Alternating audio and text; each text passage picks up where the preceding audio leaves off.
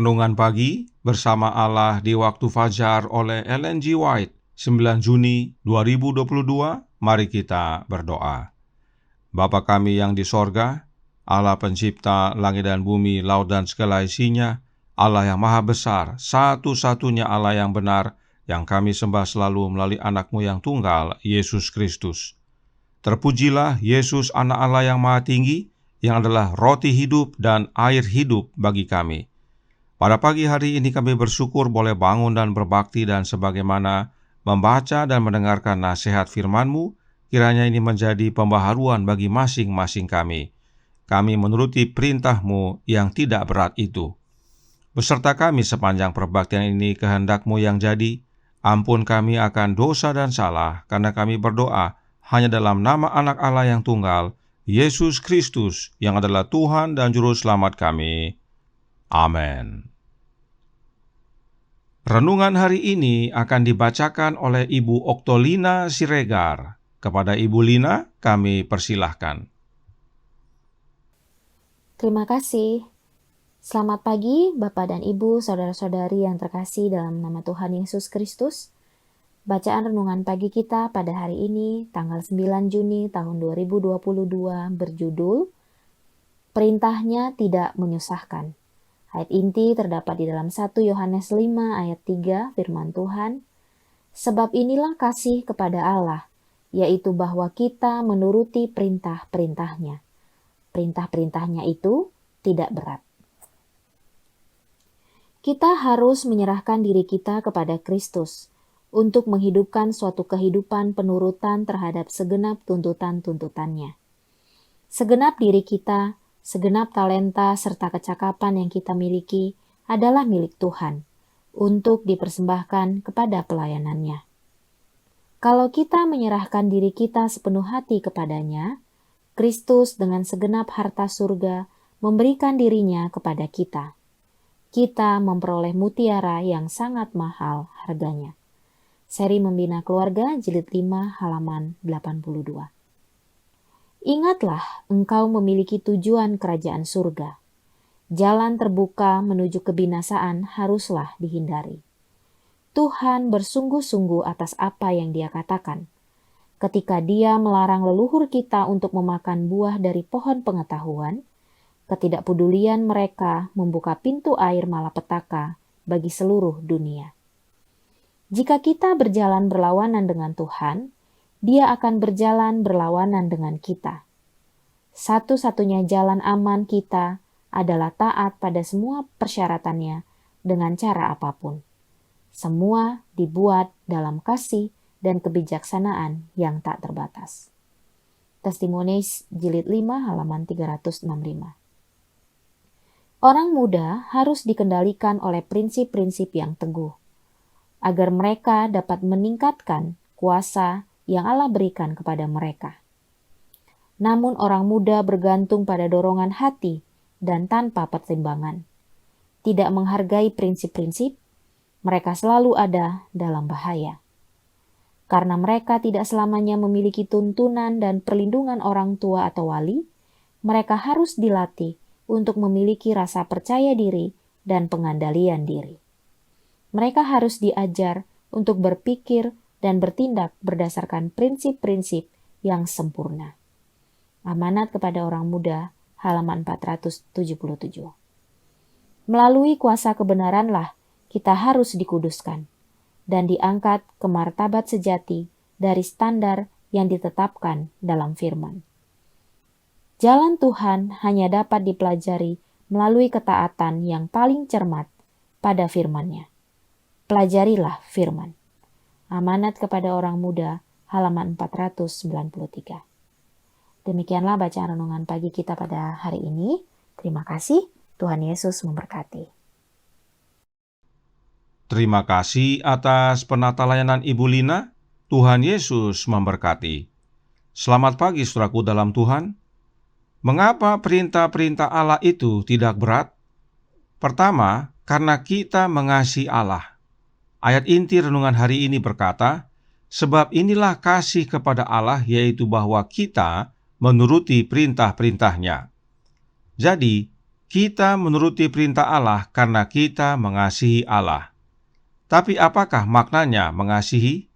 Sebab Membina Kehidupan Abadi halaman 293 paragraf 2 berkata, Kristus tahu bahwa tidak seorang pun dapat menaati hukum dengan kekuatannya sendiri. Inilah pentingnya kita memahami makna mengasihi, sebab kita tidak dapat menuruti hukum Allah dengan kekuatan diri kita sendiri. Artinya, dalam mengasihi Allah itu pun bukan hasil usaha kita. Oleh karena dosa, kita menjadi terpisah dari Allah, sebagaimana Yesaya 59 ayat 2 nyatakan. Jadi, dalam mengasihi Allah pun itu bukan dengan kekuatan kita sendiri. Karenanya mari kita ikuti penjelasan Roh Nubuat berikut ini agar menolong kita memahami mengapa perintah-perintah Allah itu tidak berat. Kemenangan Akhir halaman 489 paragraf 3 berkata, Dan Yohanes menyatakan, sebab inilah kasih kepada Allah, yaitu bahwa kita menuruti perintah-perintahnya. Perintah-perintahnya itu tidak berat. 1 Yohanes 5 ayat 3. Dalam kelahiran baru, hati dibawa menjadi selaras dengan Allah, sebagaimana juga menjadi selaras dengan hukum-Nya. Agar dapat mengasihi Allah dan menuruti perintah-perintahnya yang tidak berat, kita harus mengalami kelahiran kembali. Kita harus menjadi baru. Apa hasilnya? Masih dalam paragraf yang sama, Roh Nubuat melanjutkan. Kemenangan Akhir halaman 489 paragraf 3 menjelaskan.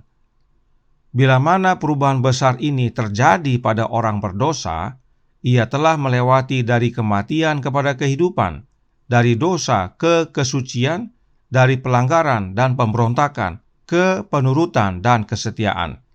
Hidup lama yang terpisah dari Allah telah berakhir. Hidup baru, yaitu hidup yang berdamai dan beriman kepada Allah, telah dimulai. Kemudian, tuntutan hukum Taurat akan digenapi di dalam kita yang tidak hidup menurut daging tetapi menurut roh. Roma 8 ayat 4. Dan bahasa jiwa akan berkata, Oh, betapa kucintai Tauratmu, aku merenungkannya sepanjang hari. Mazmur 119 ayat 97. Dengan mengalami kelahiran kembali, kita menjadi baru. Kita bersatu kembali dengan Allah, hidup damai dan beriman kepadanya. Dan itulah dasarnya kita dapat mengasihi Allah. Dan itulah yang mampukan kita menuruti perintah-perintahnya yang tidak berat. Jika kita tidak lahir baru, mustahil bagi kita untuk mengasihi Allah dan menuruti perintah-perintahnya. Nah, sekarang pertanyaannya adalah, bagaimana caranya untuk menerima hidup baru ini atau mengalami lahir baru ini? Kita baca dalam The Review and Herald, April 13 tahun 1897, paragraf 13. Dikatakan, dilahirkan kembali berarti transformasi, kelahiran baru di dalam Kristus Yesus. Inilah caranya untuk menerima hidup baru, yaitu lahir baru, lahir kembali dalam Yesus, suatu transformasi kehidupan kita. Dan sejak itu, hidup yang berdamai dan beriman kepada Allah telah dimulai. Kemudian, apalagi yang membuat perintah-perintah Allah itu tidak berat? Kita baca yang berikut ini dalam Selected Messages, buku pertama, halaman 253, paragraf 4. Dikatakan, Kristus datang ke bumi mengambil kemanusiaan dan berdiri sebagai wakil manusia untuk menunjukkan dalam pertentangan dengan setan bahwa manusia, sebagaimana Allah menciptakannya, terhubung dengan Bapa dan Putra, dapat mematuhi setiap persyaratan ilahi. Berbicara melalui hambanya, dia menyatakan, perintah-perintahnya itu tidak berat. 1 Yohanes 5 ayat 3. Ini adalah satu kebenaran penting bagi kita, bahwa untuk kita dapat menuruti perintah-perintah Allah yang tidak berat itu dan menuruti seluruhnya, maka kita harus terhubung dengan Bapa dan Anaknya.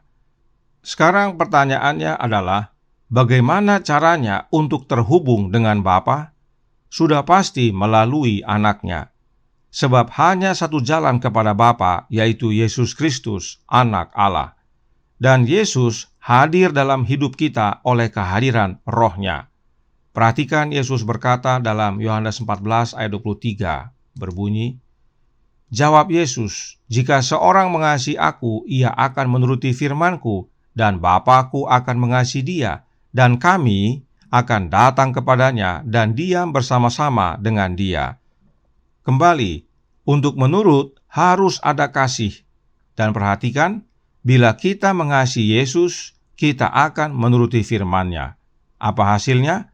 Allah Bapa akan mengasihi kita.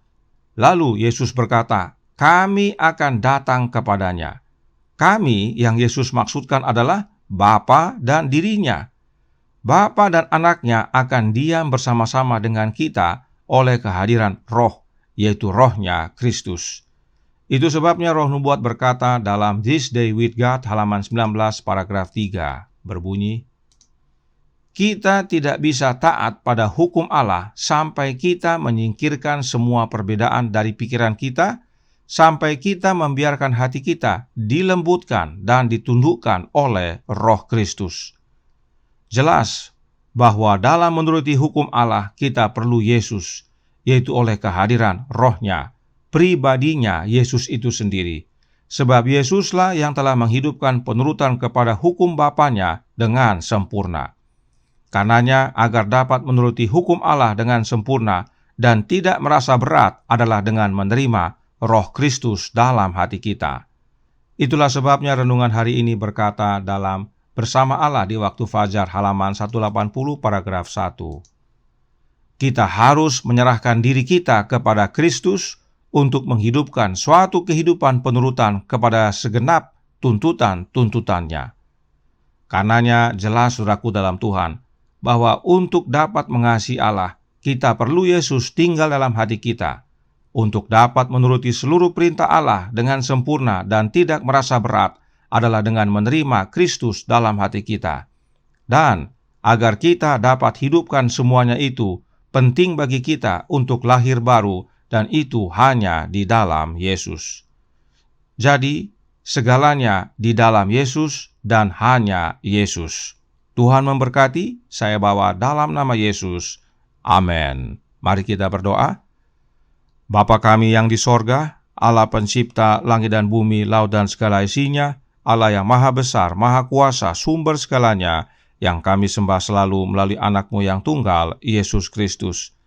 Terima kasih atas nasihat yang menguatkan pada pagi hari ini, bahwa menuruti perintah-perintah-Mu, hukum-hukum-Mu tidak berat, asal kami mengasihi Engkau ya Allah. Asal kami terhubung dengan Bapa dan Anak-Nya.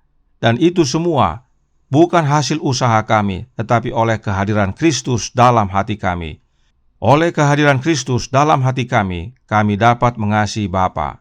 Oleh kehadiran Kristus dalam hati kami dapat menuruti hukum Bapa dengan sempurna dan tidak merasa berat. Oleh karenanya, tolong kami ya Bapa, curahkan Roh Anak-Mu dalam hati ini, tinggallah dalam hati kami ya Yesus oleh kehadiran Roh-Mu, dan ubahkan hidup kami. Kami lahir baru di dalam Engkau, suatu transformasi terjadi dalam hidup kami. Beserta kami sepanjang hari ini kehendak-Mu yang jadi, ampun kami akan dosa dan salah, karena kami berdoa hanya dalam nama Anak Allah yang tunggal, Yesus Kristus, yang adalah Tuhan dan Juru Selamat kami. Amin.